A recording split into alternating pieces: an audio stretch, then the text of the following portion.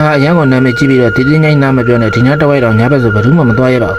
။ဘာလို့လဲဆိုတော့ဒီတင်းငိုင်းမှာကိုထင်မြတ်6လဆိုတော့အခြားသောအတန်မျိုးတွေကြားနေရတယ်ပြောပါတယ်။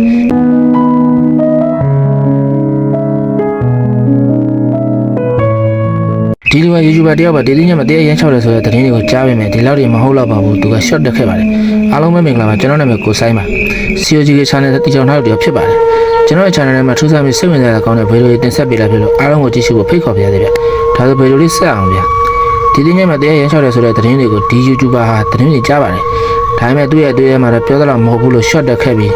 သတင်းမှာတော့သူကဒီတင်းငိုင်းကိုညဘက်တယောက်တဲ့ဗီဒီယိုလာရိုက်ပါတော့တယ်။ဒီနေရာဟာအရန်ကိုနာမည်ကြည့်ပြီးတော့ဒီတင်းငိုင်းနားမပြောနဲ့ဒီညတဝိုက်တော့ညဘက်ဆိုဘယ်သူမှမသွားရပါဘူး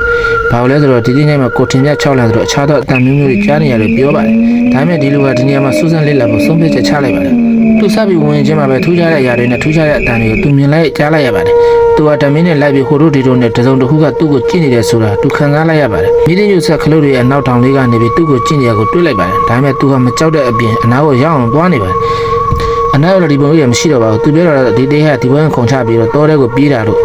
အောက်မှာလေ့လာနေတော့အပေါ်မှာခြေတံတွေကိုပြန်ကြားနေရပါတယ်။သွားကြည့်တော့ဘာမှမရှိပါဘူး။လေမတိုက်တဲ့ဒီຢာတွေကသူ့မှာသူလှုပ်ခါရမ်းပြီးအတန်းနေမြင်လာပါတယ်။ဒီနားမှာတရားရောက်ဖြစ်သွားတော့လှုပ်ရမ်းသွားတာတော့ဗီဒီယိုတွေကြည့်ရှုတွေမြင်လိုက်လာဗျ။ကျွန်တော်ကတော့ကြောက်ပါတယ်။ဒီခုဗီဒီယိုကြည့်ရှုနေတဲ့ကျွမ်းတငယ်ချင်းတွေရောတွားရဲလာဗျ။အားလုံးကကျွန်တော်ဗီဒီယိုဒီမှာပဲဆုံးသက်ပြရစေဗျ။အဆုံးထိကြည့်ရှုပြီးတော့အားလုံးကိုကျေးဇူးတင်ပါတယ်ဗျ။